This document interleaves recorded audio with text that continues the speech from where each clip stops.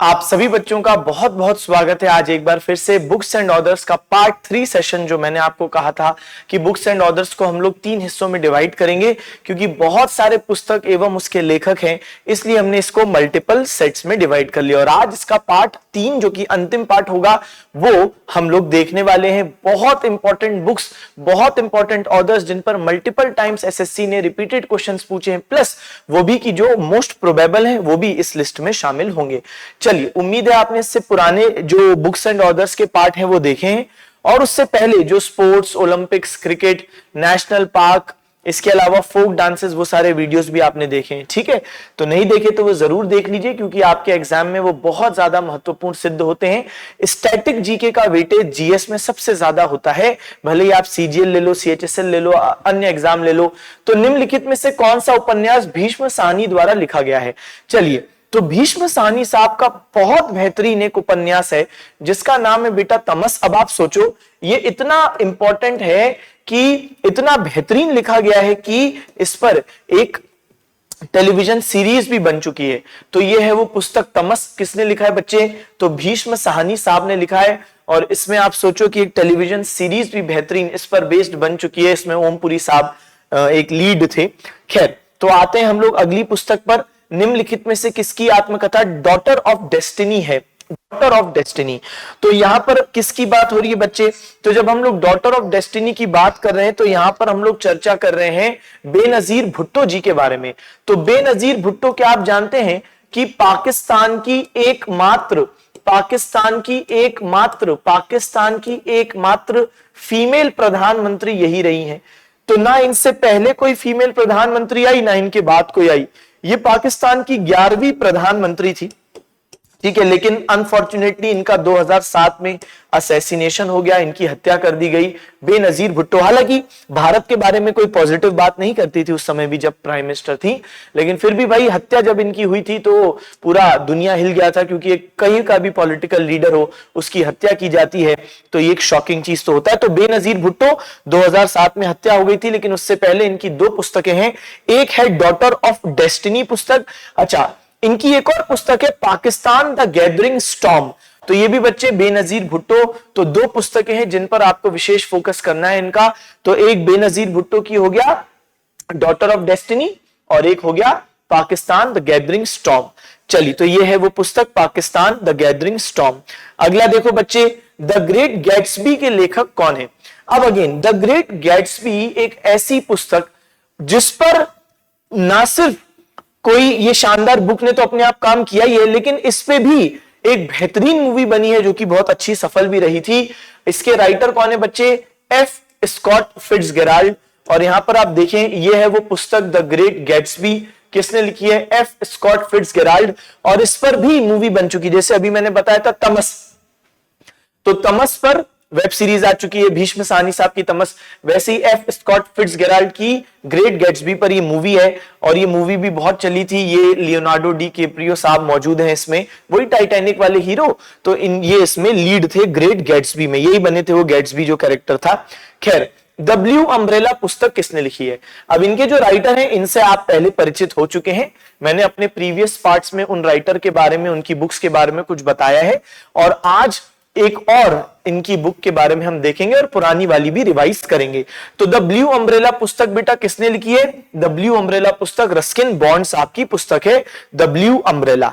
अब Ruskin bond साहब के बारे में मैंने पिछली क्लास में बहुत डिटेल में बहुत सारी चीजें बताई, इनको क्या क्या अवार्ड मिले। अभी मैं उस सब में नहीं जाऊंगा। देहरादून, मसूरी में बहुत समय बिताया, बहुत सारी चिल्ड्रन स्टोरीज लिखी हैं, लेकिन अभी हम बात करेंगे सीधे बुक्स की, ताकि ऐसा ना हो कि सेम चीज हम बार बार रिपीट कर रहे हैं। तो बच्चे, द ब्लू अम्ब्रेला। अब रिवाइज करते हैं इनके जो पुराने पुस्तकें हमने पिछली बार देखी। अब देखो, इनकी 2 पुस्तकें ऐसी हैं जिसमें लगभग कॉमन सा शीर्षक है, रोड टू हैप्पीनेस। जैसे एक है क्या? Road to happiness. तो it's a wonderful life, roads to happiness. और एक है बच्चे रोड्स टू मसूरी। तो रोड्स टू। तो आप ऐसा कर सकते हो कि रस्किन बॉन्ड ब्लू अम्ब्रेला लेकर निकले रोड पे, ऐसा कुछ याद रखने के लिए, क्योंकि ब्लू अम्ब्रेला एक पुस्तक है। तो रस्किन बॉन्ड ब्लू अम्ब्रेला लेकर निकले रोड पे, तो पिजन उड़ गए। तो क्योंकि जब भाई इंसान चलता है तो भाई हम देखते हैं जो जमीन पे बैठे होते हैं पक्षी वो उड़ जाते हैं, है ना, वो डर जाते हैं, उड़ जाते हैं। तो रस्किन बॉन्ड अम्ब्रेला लेके निकले रोड पे, पिजन उड़ गए। तो रस्किन बॉन्ड तो हो गया हमारी ट्रिक में। इसके अलावा क्योंकि रोड बोल दिया हमने, तो रोड्स टू हैप्पीनेस और रोड्स टू मसूरी यहाँ पे 2 कवर हो जाएंगे। और पिजन उड़ गए तो फ्लाइट ऑफ पिजन। तो फ्लाइट ऑफ पिजन जो इनकी पुस्तक है, ये हमने पिछली बार देखी थी, अभी हमने रिवाइज कर ली। चलो भाई, बहुत इंपॉर्टेंट, जाखन छोटो चिलम डैश की आत्मकथा है। जाखन छोटो चिलम, पहले मैं इसका शाब्दिक अर्थ बताता हूं, मतलब क्या है शब्द का। जब मैं छोटा था, है ना, व्हेन आई वाज स्मॉल, जब मैं छोटा था। अब ये किसने लिखी है बच्चे, बहुत ज्यादा इंपॉर्टेंट, मतलब वेरी इंपॉर्टेंट आप मान लो, ये व्यक्ति भी, इनकी पुस्तक भी, सत्यजीत रे। आप जानते हैं बेटा, सत्यजीत रे जी को आज तक के इंडियन सिनेमा का one of the greatest icons माना जाता है। इनकी जो पहली मूवी थी पाथेर पंचाली, उसने अपने आप में 11 इंटरनेशनल अवार्ड्स जीते थे। 11 इंटरनेशनल अवार्ड्स सिर्फ इनकी पहली जो मूवी थी, जिसका नाम था पाथेर पंचाली। बचपन में शायद आपने अगर हिंदी लिया हो 11th-12th में, तब आपको स्कूल टेक्स्ट बुक में भी वो रहती है, हमको भी थी। खैर कोई बात नहीं। तो देखिए, ऑनर्स की बात करें बच्चे, तो मल्टीपल ऑनर्स मिले हैं। विशेष ऑनर की बात करूं, एक तो बेटा इनको भारत रत्न पुरस्कार से सम्मानित किया जा चुका है 1992 में, भारत रत्न पुरस्कार मिला। इसी साल 1992 में इनकी मृत्यु भी हुई थी। अच्छा, इसी साल इनको ऑस्कर अवार्ड भी मिला था फॉर लाइफ टाइम अचीवमेंट। एकमात्र भारतीय व्यक्ति हैं जिनको लाइफ टाइम अचीवमेंट के लिए ऑस्कर अवार्ड मिला है। तो ये क्या है ना, जा नहीं पाए थे वहां पे, सेरेमनी अटेंड नहीं कर पाए थे। तो ये बेड से ही, तो इनने क्या किया था कि जो इनका मैसेज था वो रिकॉर्डेड मैसेज वहां पे चलवा दिया गया था ऑस्कर्स में। और उसी साल फिर इनकी अगले महीने मृत्यु हो गई। मार्च में इनको ऑस्कर मिला था और अप्रैल में इनकी डेथ हो गई। तो अकेडमी ऑनरी अवार्ड, तो ये बच्चे और कुछ नहीं, ऑस्कर है तो गलती ना करें, तो ये और कुछ नहीं, ऑस्कर सम्मान है। अब आप सोचो कितने बड़े व्यक्ति, ऑस्कर सम्मान भी मिला है, भारत रत्न सम्मान भी मिला है, तीनों पद्म सम्मान, पद्मश्री, पद्म भूषण, पद्म विभूषण, दादा साहिब फाल्के अवार्ड जो फिल्म इंडस्ट्री में सबसे बड़ा अवार्ड है वो भी मिला है। तो तीनों पद्म सम्मान मिले हैं, दादा साहिब अवार्ड मिला है, ऑस्कर मिला है, भारत रत्न मिला है। मतलब मैं कह रहा हूं कि इससे ज्यादा किसी व्यक्ति को और अपने फील्ड में क्या चाहिए, सारे बड़े अवार्ड जो मिल सकते थे सब मिले हैं। इसके अलावा फ्रेंच गवर्नमेंट का commander of the Legion of Honour ये भी मिल चुका। ठीक है, चलिए बात करते हैं इनकी कुछ महत्वपूर्ण पिक्चर्स हैं, इन पर निश्चित रूप से आप एक्सपेक्ट करो क्वेश्चन कभी भी देखने को मिल सकता है। तो सत्यजीत रे जी की पहली पिक्चर पाथेर पंचाली, 11 अंतरराष्ट्रीय पुरस्कार।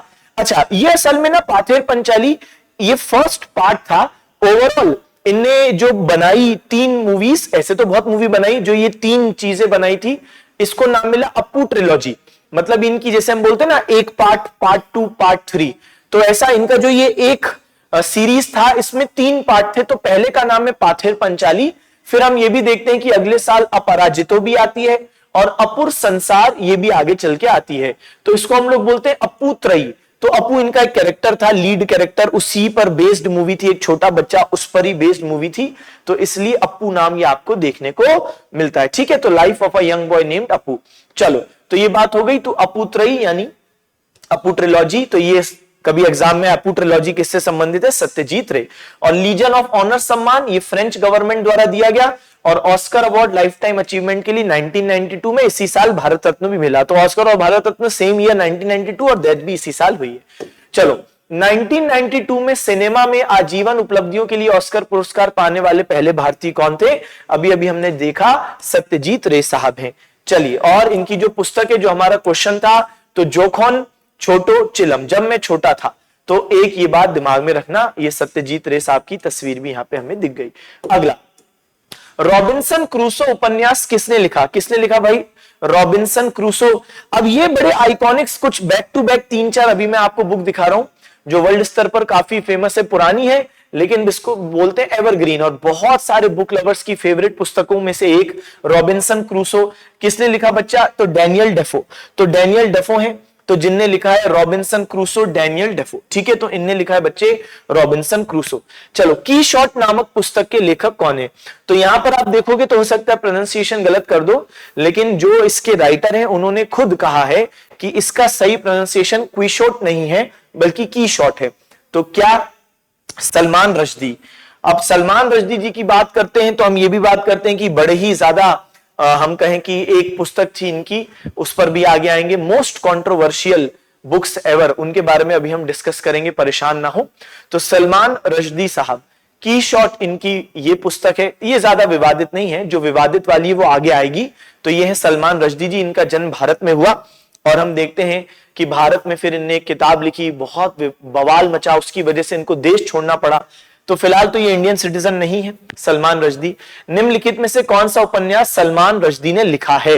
अच्छा, सलमान रश्दी ने एक तो अभी हमने देखा की शॉट लिखा है, लेकिन और कौन सा लिखा है उस पर आने से पहले मैं कुछ और बताना चाहूंगा। बताइए सर, यहां पर एक लिखा है अ बेंड इन दी रिवर, ठीक है, और एक लिखा है इन अ फ्री स्टेट, ठीक है बेटा। ये अ बेंड इन दी रिवर और इन अ फ्री स्टेट ये दोनों वीएस नायपॉल साहब के हैं, ये अपने आप में बहुत इंपॉर्टेंट है, ठीक है। तो वीएस ही नहीं लिख पा रहे, रुक जाओ, ऐसा लिखते हैं, जगह कम पड़ जा रही है।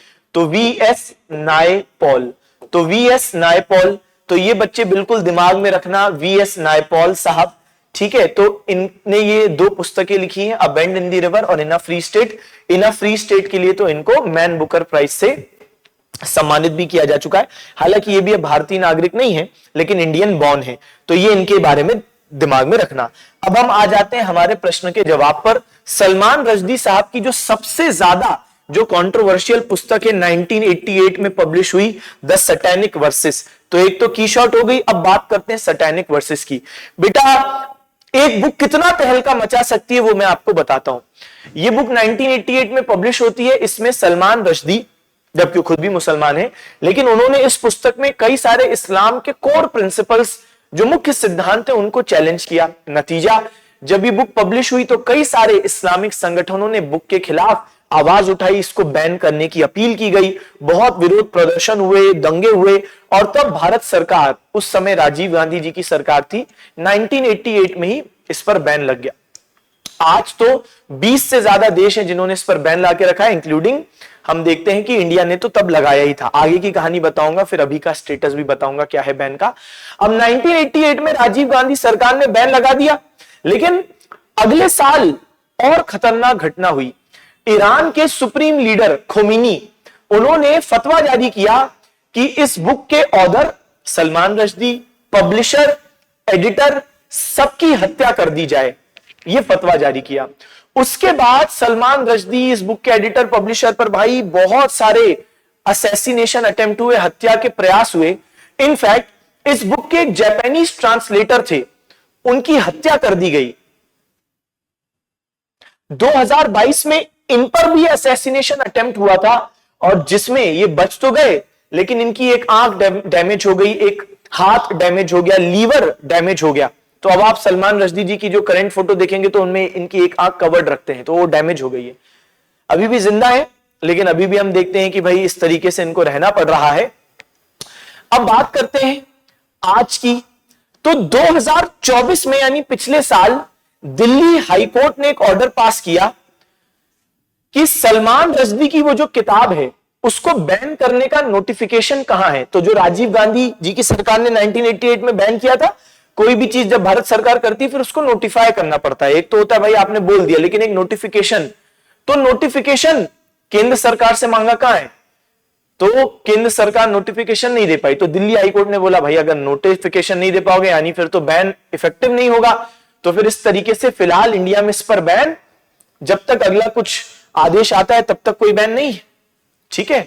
तो ये सैटेनिक वर्सेस जो पुस्तक है, ठीक है। चलिए, तो की शॉट सैटेनिक वर्सेस इनकी पुस्तक। अब देखो, वैसे तो मैं कई सारे रिपीटेड क्वेश्चन आपको दिखाता हूं, और ये कई सारे क्वेश्चंस जो मैंने पुराने बुक्स एंड ऑथर्स जो आपको 2 पार्ट दिए, प्लस आज में भी कई जगह है, लेकिन मैं ये दिखाता नहीं हूं। लेकिन इस बार इसलिए दिखाया, आप देखो कि 3 बार रिपीट हो रहा है क्वेश्चन। मिडनाइट चिल्ड्रन किसने लिखा? मिडनाइट चिल्ड्रन, तो ये बच्चे पुस्तक अगेन सलमान रश्दी जी की पुस्तक है। तो 3 पुस्तकें हो गई इनकी, की शॉट हो गया, एक हो गया मिडनाइट चिल्ड्रन, और एक हो गया सैटेनिक वर्सेस। तो एक हो गया मिडनाइट चिल्ड्रन, एक हो गया की शॉट, और एक हो गया सैटेनिक वर्सेस। ये तीनों दिमाग में रखेंगे सर।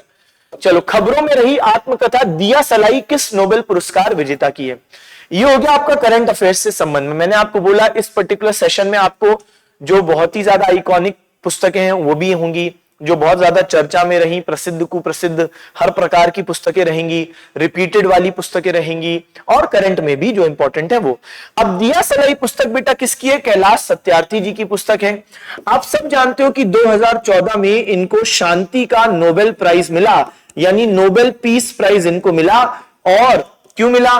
क्योंकि इन्होंने, ये चाइल्ड राइट्स एक्टिविस्ट हैं, बाल अधिकार से संबंधित ये एक्टिविस्ट है, कार्यकर्ता। इनने कई सारे बच्चों को चाइल्ड लेबर से बचाया। इनका खुद का एक आंदोलन भी है, बचपन बचाओ आंदोलन, तो ये भी हो सकता है। अब नर्मदा बचाओ आंदोलन तो मेधा पाटकर जी का बहुत पुराना आपने सुना होगा, लेकिन बचपन बचाओ आंदोलन, तो बचपन बचाओ आंदोलन, ठीक है, तो बचपन बचाओ आंदोलन, तो ये कैलाश सत्यार्थी जी का आंदोलन है।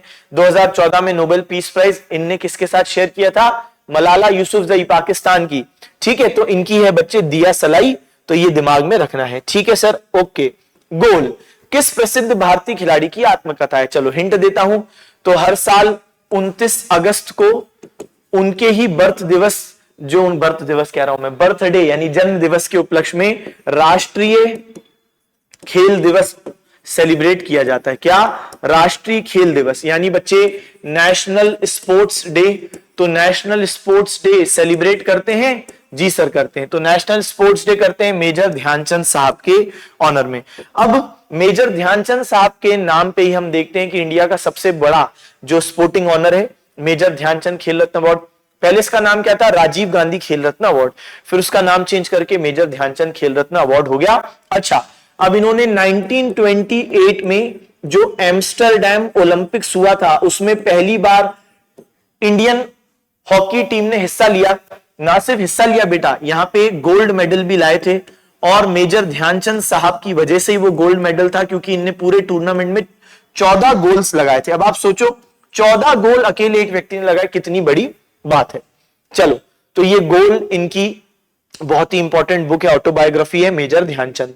चलो, निम्नलिखित में से कौन सी रचना प्रसिद्ध हिंदी लेखक प्रेमचंद द्वारा नहीं लिखा गया? बताओ, इनमें से कौन सी रचना प्रेमचंद साहब की नहीं है? बताओ। हाँ, तो बच्चे प्रेमचंद साहब के बारे में कौन नहीं जानता, हिंदी के आइकॉनिक लेखक। अब देखो, मानसरोवर इनकी रचना है, ईदगाह इनकी रचना है, काशी का अस्सी इनकी रचना नहीं है। काशी का अस्सी किसने लिखी है? मैं बताता हूं, काशीनाथ सिंह। तुम्हें वो पिक्चर याद आ गई होगी घातक, उसमें भी वो कात्या चिल्लाते ना, काशीनाथ। खैर, काशीनाथ सिंह। अब काशी वाराणसी में कई घाट हैं, एक बड़ी फेमस घाट है जिसका नाम है अस्सी घाट। सुना है आपने अस्सी घाट? तो उसी से संबंधित ये पुस्तक है बच्चे। तो काशी का अस्सी काशीनाथ सिंह जी ने लिखी है, तो ये हमारे प्रश्न का सही जवाब हो गया, क्योंकि ये प्रेमचंद साहब ने नहीं लिखी है। तो प्रेमचंद साहब ने क्या लिखा? गोदान। क्या कहूं भाई, गोदान, ईदगाह, मानसरोवर, तो ये प्रेमचंद साहब की रचनाएं हैं। तो आप देखो, और भी मैं बहुत सारी रचनाएं बताऊंगा। एक तो ये हो गई मानसरोवर, ये हमने देख ली। इसके अलावा देखो, रंग भूमि, कर्म भूमि, तो बेटा रंग भूमि, कर्म भूमि, मानसरोवर, और देखो गोदान, फिर गबन, कफन, और यहां पर हैं दो सखियां। तो एक बार मैं फिर रिपीट करता हूं। देखो, आपको क्या करना पड़ेगा कि एक जगह पे पेन डाउन करना पड़ेगा और बार बार फिर नजरों से घुमाना पड़ेगा। याद भले ही ना कर पाओ, लेकिन एटलीस्ट एग्जाम में आए तो ये हो जाए कि हाँ हाँ, ये तो पक्का इनकी है, या ये तो पक्का इनकी नहीं है। इतना स्तर पर कॉन्फिडेंस आना चाहिए। चलो, तो कौन कौन सी बच्चे? तो मानसरोवर है, ईदगाह, गोदान। तो मानसरोवर, ईदगाह, गोदान, ये तो हो गया। अच्छा, अब यहां पर देखो, तो मानसरोवर यहां पर भी है, रंग भूमि, कर्म भूमि और मानसरोवर, ठीक है। बाकी गोदान हो गया। तो वहां पे जो ऑप्शंस में बचा हुआ क्या है? ईदगाह। ईदगाह भी एक इनकी है, जिसका मेरे पास इमेज नहीं है, लेकिन ईदगाह भी है। बाकी गोदान, मानसरोवर, रंगभूमि, कर्मभूमि। अब क्या बचा? कफन, गबन, कफन, गबन और दो सखियां। चलिए आगे बढ़ते हैं। अगला, सी ऑफ पॉपीज नामक उपन्यास किस लेखक द्वारा लिखा गया है? बच्चे, ये मैं उम्मीद कर रहा हूं कि आपको मालूम है, इसलिए क्योंकि पिछली क्लास में मैंने दूसरा पूछा था एक पुस्तक इसी राइटर के बारे में, और वहां पर मैंने इमेज सी ऑफ पॉपीज की भी लेकिन दिखाई थी। तो अब मैं सी ऑफ पॉपीज पूछ रहा हूं, और इस बार मैं इमेज उस पुरानी पुस्तक की भी दिखाऊंगा। तो क्या नाम है बेटा? अमिताभ घोष। अमिताभ घोष राइटर का नाम है। तो जब मैंने आपसे तब ये पुस्तक, जब इनकी वहां पे अमिताभ घोष साहब की दिखाई थी, वो कौन सी पुस्तक थी? हमारे पहले पार्ट में, तो द लिविंग माउंटेन। कहां गई लिविंग माउंटेन? ये तो द लिविंग माउंटेन। मैंने ये भी कहा था कि इनकी एक विशेष चीज आप देखोगे, इनने जो नेचुरल जो चीजें हैं उनको अपने टाइटल में रखा है। जैसे लिविंग माउंटेन रखा, फिर आप देखो एक रखा सी ऑफ पॉपीज, तो देखो यहां माउंटेन पर्वत, यहां सी समुद्र, और यहां पे टाइड ज्वार, तो कुल मिला के Hungry Tide, Living Mountain, Sea of Poppies. तो ये अमिताभ घोष साहब। चलो आओ, निम्नलिखित में से कौन मृगनयनी उपन्यास के लेखक हैं? चलो बेटा, मृगनयनी बड़ा फेमस उपन्यास, वृंदावन लाल वर्मा मृगनयनी इनने लिखी है। यहां पे आप देख सकते हो मृगनयनी, तो बहुत ही बेहतरीन पुस्तक मृगनयनी वृंदावन लाल वर्मा साहब ने लिखा है। 5 पॉइंट समवन, मतलब जब हम लोग छोटे थे तब इन ऑथर का बहुत नाम हुआ करता था। अब तो हम देखते हैं कि उतने स्तर पर बच्चे नहीं पढ़ रहे हैं, लेकिन एक समय था जब यूथ बहुत ज्यादा पढ़ता था इनको। तो 5 पॉइंट समवन, हाफ गर्लफ्रेंड, ठीक है, और भी बहुत सारी इनकी पुस्तकें हैं। तो चेतन भगत साहब यहां पे जवाब है, चेतन भगत साहब, ठीक है। तो 5 point someone, one Indian girl, 2 states पर तो मूवी भी बनी है ना, तो 2 स्टेट्स पर मूवी भी बनी है। तो 5 point someone, 2 states, one Indian girl, revolution 2020, तो ये सब बच्चे इनकी पुस्तकें हैं, तो इनको दिमाग में रखना, ठीक है सर? हाँ ठीक है। तो रेवोल्यूशन 2020, विजन 2020 मत कर देना, वो अब्दुल कलाम साहब की है विजन 2020, ये है रेवोल्यूशन 2020। तो 5 point someone, 2 states, one Indian girl और रेवोल्यूशन 2020, ये इनकी पुस्तकें हैं। इसके अलावा 3 मिस्टेक्स ऑफ माई लाइफ, तो इसको भी दिमाग में रखना है, ठीक है। चलिए और फिर देखते हैं, वापस रिपीट करते हैं। 5 point someone, 2 states, one Indian girl, revolution 2020, 3 mistakes of my life. आओ, हाफ गर्लफ्रेंड पुस्तक के लेखक कौन है? अगेन सही जवाब क्या हो जाता है बच्चे? चेतन भगत। चलो, यू आर यूनिक, अब देखो अगेन 3 बार रिपीट हुआ है, यू आर यूनिक, ये 3 बार सिर्फ रिपीट हुआ है पिछले साल 2023, लेकिन वैसे भी बेटा उससे पहले भी इंपॉर्टेंट है। यू आर यूनिक किस पर्सनैलिटी के द्वारा लिखी गई? डॉक्टर एपीजे अब्दुल कलाम साहब। अच्छा, पिछली बार जब मैंने डॉक्टर एपीजे अब्दुल कलाम साहब के बारे में पुस्तक बताई थी आपको एक दूसरे पार्ट में, वहां पर पुस्तक क्या थी? My journey transforming dreams into action, तो एक ये भी है। और अभी मैंने आपको क्या बताया? You are unique. इसके अलावा मैंने आपको विंग्स ऑफ फायर तब भी दिखाई थी कि ये भी इनकी एक शानदार पुस्तक है। इसके अलावा देखो, अभी हमारी बात हुई है beyond 2020, India 2020, a vision for new millennium, तो इंडिया 2020, बियॉन्ड 2020 इनकी है। और इनकी क्या है बच्चे? रेवोल्यूशन 2020 चेतन भगत की है, रेवोल्यूशन 2020 चेतन भगत साहब की है। इसके अलावा इग्नाइटेड माइंड्स, तो ये पुस्तकें आपको एक दिन में दिमाग में नहीं बैठेंगी, आपको देखो मैं पढ़ा दूंगा, आपको समझ में आ जाएगा, लेकिन ये ऐसा टॉपिक है इसमें समझ में आने लायक विशेष चीजें नहीं होती। यहां पर टीचर का काम होता है अच्छा कंटेंट देना, और बच्चे का काम क्या होता है कि उस कंटेंट को अपने पास रख के बार बार रिवाइज करना, क्योंकि इसमें कुछ समझने समझाने वाली बात विशेष नहीं है। बस मेन चीज ये है कि आपको एक रेडीमेड कंटेंट मिल जा रहा है कि जहां से क्वेश्चन आने की संभावना ज्यादा है। अब आप खुद देखोगे तो दुनिया में बहुत किताबें, फिर आपको बहुत समय लग जाएगा, लेकिन आपको अच्छा कंटेंट मिल रहा है। लेकिन बेटा आपका काम क्या है कि बार बार दिमाग से गुजारो, क्योंकि मैं खुद आपके लिए सोच रहा हूं कि ये बुक मैं आपको पढ़ा तो दे रहा हूं, लेकिन ये आपके दिमाग में जा रही है कि नहीं जा रही, तो इसलिए एक जगह पे बेटा लिस्ट बना के रख लेना। Wings of fire, beyond 2020, India 2020 और ignited minds. Apart from that तो transforming dreams into reality, my journey, और फिर यू आर यूनिक, तो जो हमारे प्रश्न का जवाब है। चलो, द आइडिया ऑफ जस्टिस किसकी है? चलो हिंट देता हूं, जिन व्यक्ति की ये पुस्तक है आइडिया ऑफ जस्टिस, उनको 1998 में नोबेल प्राइज मिला। क्या बात कर रहे हो सर, अब तो सर हम बना देंगे। नोबेल प्राइज और किस में मिला? अर्थशास्त्र में मिला, इकोनॉमिक्स में मिला। अर्थशास्त्र में नोबेल प्राइज इकोनॉमिक्स में किसको मिला है? अमर्त्य सेन साहब को मिला है। और इनको ही अगले साल 1999 में फिर भारत सरकार ने भारत रत्न से सम्मानित किया। अब भारत सरकार भी थोड़ा सा लेट कर देती है, मतलब आप सोचो पहले नोबेल प्राइज मिला फिर हमारी आंखें खुली। ऐसा ही सेम कहानी मदर टेरेसा जी के साथ भी हुआ। मदर टेरेसा जी 1979 में नोबेल प्राइज प्राप्त करती है और अगले साल भारत सरकार कहती है अरे इतना महान व्यक्ति यहां रह रहा था, 1980 में हमने भी भारत रत्न दिया। सेम कहानी है, 1998 में नोबेल प्राइज इकोनॉमिक्स और 1999 में भारत रत्न। चलो, तो ये आइडिया ऑफ जस्टिस बच्चे किसकी है? अमर्त्य सेन साहब की, हमने टिक कर दिया। हाँ, तो idea of justice Amartya Sen साहब। निम्नलिखित में से कौन कामायनी महाकाव्य के लेखक हैं? अच्छा, आज हमने देखा था एक मृगनयनी, वृंदावन लाल वर्मा, तो वो क्या है बच्चे? पुस्तक मृगनयनी, गलती तो नहीं करेंगे, तो मृगनयनी वृंदावन लाल वर्मा, तो ये है बच्चे मृगनयनी। और ये क्या है? कामायनी। तो मृगनयनी वृंदावन लाल वर्मा। और अगर मैं कहूं कामायनी, तब आप क्या जवाब दोगे बेटा? कामायनी। तब आप जवाब दोगे जयशंकर प्रसाद। तो एस जयशंकर फॉरेन मिनिस्टर नहीं, जयशंकर प्रसाद, तो ये है कामायनी। तो मृगनयनी वृंदावन और कामायनी जयशंकर प्रसाद। चलो, निम्नलिखित में से कौन सी पुस्तक भवभूति द्वारा लिखित नहीं है? तो भवभूति साहब प्राचीन भारत में हम लोग पढ़ते हैं ना, गुप्त काल में आते हैं। गुप्त काल को वैसे भी स्वर्ण काल, क्लासिकल एज या गोल्डन एज कहा जाता है, क्योंकि बहुत सारे बेहतरीन राइटर आए, इंक्लूडिंग कालिदास साहब, फिर वराह मिहिर भी आए, ठीक है, बहुत सारे लोग आए। अब यहां पर भावभूति भी एक है। अब भावभूति साहब की कुछ फेमस किताबें हैं, जैसे मालती माधव, उत्तर रामचरित। इसको तो सब जानते हैं, नहीं जानते तो आप प्राचीन भारत में पढ़ोगे, ठीक है, नहीं पढ़ा तो आप पढ़ो। मालती माधव और उत्तर रामचरित हम लोग क्लास में करते हैं प्राचीन भारत में, मालती माधव और उत्तर रामचरित। मैं तो ये भी बोलता हूं कि मालती माधव ऐसा लगता है बुक का नाम कम है, किसी लड़की का नाम है, ऐसा नहीं, मालती, अरे मालती माधव, तो कुल मिला के ऐसा लगता है ना, तो लेकिन ये बुक का नाम है। अच्छा, लेकिन भवभूति साहब की एक और पुस्तक है जिसका नाम है महावीर चरित। इनफैक्ट इन दोनों से भी पहले इन्होंने ये लिखी थी, और क्योंकि ये शुरुआत में लिखी गई है तो इसमें वो कैरेक्टर और वो स्टाइल नहीं है जो इन दोनों में है, जिसके लिए भवभूति साहब फेमस हुए। तो ये बुक थोड़ी सी सिंपल है, थोड़ी सी प्लेन है।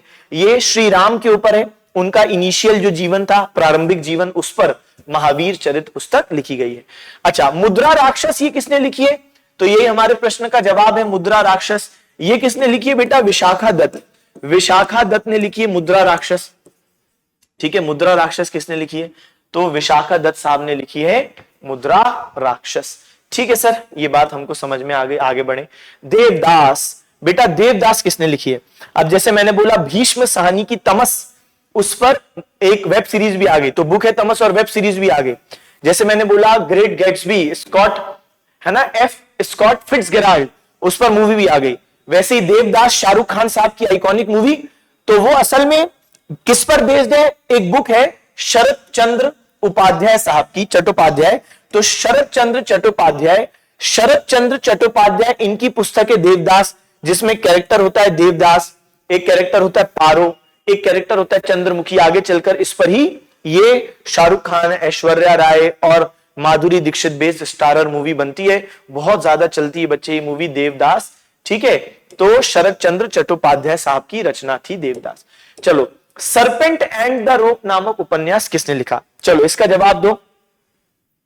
सरपेंट एंड द रोप, मैं आपको हिंट देता हूं, बताइए सर। हिंट ये है कि ये जो व्यक्ति है ना बेटा, ये व्यक्ति प्लस आर के नारायण प्लस मुल्कराज आनंद, ये तीनों ने मिलकर शुरुआत में इंडिया में इंग्लिश भाषा में पुस्तकें लिखना शुरू किया, ठीक है। तो जैसे मुल्कराज आनंद ने लिखी अनटचेबल, आर के नारायण ने क्या लिखा? Malgudi days guide, waiting for the Mahatma, ये सब मैं करवा चुका हूं। और राजा राव जी ने क्या लिखा? कंठपुरा और सरपेंट एंड दी रोप भी। तो राजा राव जी की कंठपुरा है, सरपेंट एंड दी रोप है। तो राजा राव, तो इनने बच्चे कंठपुरा मैंने पिछले पार्ट में कवर करवाया था, और यहां पर सरपेंट एंड दी रोप। अच्छा, इन दो के अलावा एक तीसरी पुस्तक है जिसका नाम क्या है? The Cat and Shakespeare. तो द कैट एंड शेक्सपियर, तो ये भी राजा राव जी की एक पुस्तक है। तो तीन हो गई, कंठपुरा, द कैट एंड शेक्सपियर, और फिर अभी अभी हमने देखा सरपेंट एंड दी रोप। चलो आओ आगे बढ़े। निम्नलिखित में से कौन रस मंजरी नामक संस्कृत ग्रंथ के रचनाकार है? रस मंजरी के कौन है बच्चे? ऑथर। तो इसका सही जवाब है भानुदत्त। भानुदत्त असल में संस्कृत के राइटर हैं, ठीक है। इनने लिखी है रस मंजरी के रचयिता संस्कृत कवि भानुदत्त। और ये कब की बात है बेटा? 7वीं सदी। तो आप देखोगे हमने जो अपना भी क्वेश्चन सेट लिया है इसमें मिक्स है, कुछ करंट अफेयर भी है, कुछ मध्यकालीन की इंपॉर्टेंट है, कुछ प्राचीन की, कुछ कंटेम्पररी टाइम्स है, कुछ इंडिपेंडेंस से पहले की है, बहुत सारी है, कुछ बाहर की भी है। तो हमने एक मिक्स सेट रखा है जो कि बहुत ज्यादा रिपीटेड जो बुक्स है उनके आधार पर या मोस्ट प्रोबेबल है उनके आधार पर। तो संस्कृत पोएट भानुदत्त, तो बच्चे इनने रसमंजरी, और संस्कृत के पोएट हैं 7वीं सेंचुरी के।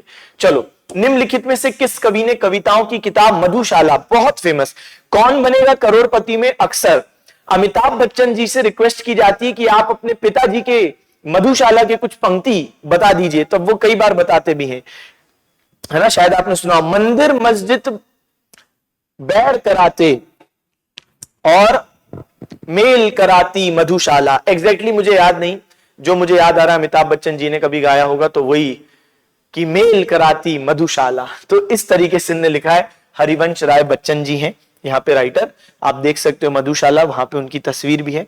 चलो आगे बढ़े। तो थ्री मस्केटियर्स ये किसने लिखी? ठीक है, थ्री मस्केटियर्स पुस्तक बेटा किसने लिखी? ये भी आइकॉनिक पुस्तकें हैं, उनमें से ही एक है। जैसे एक मैंने बताई थी तुम्हें, रॉबिन्सन क्रूसो।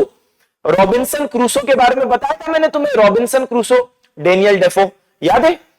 देखना आज की ही वीडियो में पीडीएफ जब मिलेगी उसमें भी चेक कर लेना। तो डेनियल डेफो ने लिखी रॉबिन्सन क्रूसो। और द थ्री मस्केटियर्स किसने लिखी बेटा? तो अलेक्जेंडर ड्यूमास। तो आप देख सकते हो थ्री मस्केटियर्स, तो इसमें 3 कैरेक्टर हैं। फिर अलेक्जेंडर ड्यूमास ने ये पुस्तक लिखी है। वॉर एंड पीस, मतलब बहुत बार रिपीटेड, बहुत पूछा गया। लियो टॉल्स्टॉय साहब की आइकॉनिक पुस्तक War and Peace, Leo Tolstoy. ठीक है सर। अगला देखो, किस देश द्वारा विजडन क्रिकेटर्स एल्मनाक प्रकाशित किया जाता है, जिसे क्रिकेट की बाइबल के रूप में जानते हैं? ये मैंने आपको क्रिकेट में भी करवाया था, यहां पे भी करवा रहा हूं बेटा। यूके में पब्लिश होती है एल्मनाक, और इसको क्यों बोलते हैं क्रिकेट की बाइबल? 2025 का जैसे ये एडिशन अब आ चुका है बेटा। इसमें क्या होता है कि एक साल में, प्रीवियस ईयर में जो भी इंटरनेशनल मैचेस होते हैं, इसमें एक एक का रिकॉर्ड होता है। कितनी बड़ी बात है, जितने इंटरनेशनल मैच होते हैं ये सब कवर करते हैं, और रिकॉर्ड्स कोई बने हैं उसके बारे में भी बताते हैं। तो बच्चे एल्मेनाक, हालांकि काफी महंगी बुक है, 5245, बाप रे। खैर, अब बात करें कि इसको कौन रिलीज करता है, तो सबसे पहले तो जॉन विजडन, उनके ही नाम पर है विजडन एल्मेनाक। तो जॉन विजडन ये इसके फाउंडर हैं। अब सोचो 1864 से पब्लिश हो रही है, और इंपॉर्टेंट बात क्या है, इसको बाइबल ऑफ क्रिकेट बोलते हैं, क्रिकेट की बाइबल बोलते हैं, क्योंकि इतना ज्यादा डिटेल में इसमें पूरी क्रिकेट के बारे में इंफॉर्मेशन होती है। अच्छा, फिर मैंने आपको ये बात क्रिकेट में भी बताई थी कि बच्चे विजडन क्रिकेटर एल्मेनाक 2025 कौन बने, ये हो सकता है आपके लिए आ जाए। तो भले ही अनाउंसमेंट 2025 में हुआ, लेकिन परफॉर्मेंस 2024 के बेसिस पर। तो साल 2024 में सबसे बेस्ट परफॉर्मेंस विजडन एल्मेनाक के अनुसार किसकी रही पुरुषों में? तो जसप्रीत बुमराह, और महिलाओं में स्मृति मंधाना। यानी पुरुष और महिला दोनों में भारतीय खिलाड़ी, क्या बात है। तो 2024 के परफॉर्मेंस के आधार पर विजडन एल्मेनाक कहती है कि ये लोग हैं जो कि सबसे बेस्ट है। चलिए, निम्नलिखित में से कौन सी पुस्तक 1817 में स्कॉटिश अर्थशास्त्री जेम्स मिल द्वारा लिखी गई थी? अब जेम्स मिल की जो पुस्तक है, इसमें हम देखते हैं कि इंडिया के ब्रिटेन से इकोनॉमिक कनेक्शंस, उस पे बहुत इंपॉर्टेंट ये पुस्तक है जेम्स मिल साहब की, the history of British India. In fact इस पुस्तक को तो हिस्ट्री ऑप्शनल में भी कई बार रेफरेंस के रूप में लिया जाता है। यूपीएससी की बात कर रहा हूं मैं, खैर कोई नहीं। तो आप दिमाग में रखो बेटा, history of British India, James मिल। तो ये देखो, history of British India by James मिल। ठीक है, तो यहां पर हम देखते हैं कि बहुत चर्चा में भी रहती है हिस्ट्री ऑफ ब्रिटिश इंडिया पुस्तक। आओ, Swami Vivekananda in the waste पुस्तक के लेखक कौन है? तो हम सब जानते हैं स्वामी विवेकानंद साहब की 1893 में आइकॉनिक स्पीच याद है, शिकागो अमेरिका में दी थी। वर्ल्ड पार्लियामेंट ऑफ रिलीजन्स में इनको इन्वाइट किया गया था, अलग अलग धर्मों के प्रतिनिधियों को, और वहां स्वामी विवेकानंद हिंदू धर्म के प्रतिनिधि बन के गए, और क्या स्पीच दी कि लोगों के रोंगटे खड़े हो गए, आंसू निकल आए। कई लोग इनको बोले कि भाई हम तो हिंदू धर्म में कन्वर्ट होंगे। ऐसा बेहतरीन इनका स्पीच था, कभी समय मिले सिलेक्शन के बाद तो जरूर पढ़ना। ठीक है, तो सही जवाब क्या है बच्चे? स्वामी विवेकानंद इन दी वेस्ट किसने लिखी? Mary Louise Burke. तो यहां पर देखो, मैरी लुई बर्क, उनकी पुस्तक स्वामी विवेकानंद इन दी वेस्ट। चलो, अब लास्ट पुस्तक है, खत्म करेंगे फिर। सोफीज वर्ल्ड, बहुत ज्यादा फेमस सोफीज वर्ल्ड, मतलब ये कुछ ऐसी पुस्तकें हैं, सोफीज वर्ल्ड हो गई, तो ये ना आपको अपने एस्पिरेंट लाइफ में पढ़ लेनी चाहिए, आपको अच्छा लगेगा, बहुत सारी चीजें पता चलती हैं ऐसी पुस्तकों से। खैर, तो गोदान पढ़नी चाहिए, बहुत बेहतरीन पुस्तक है गोदान। खैर, तो सोफीज वर्ल्ड पुस्तक के लेखक कौन है बच्चे? तो सही जवाब है जॉस्टिन गार्डर। तो जॉस्टिन गार्डर ये सोफीज वर्ल्ड पुस्तक के लेखक है। आइए आज का होमवर्क देता हूं। तो ये पिछली सीरीज पर बेस्ड है, तो जो आपको 2 पार्ट मिले उनमें से किसी में एक ये क्वेश्चन था।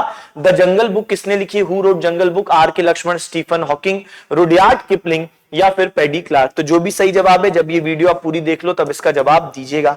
ठीक है बच्चे, खत्म करें तो पढ़ते रहें, सिलेक्शन ले, अपने माता पिता का नाम रोशन करें। Okay, bye bye, thank you, tata, see you again.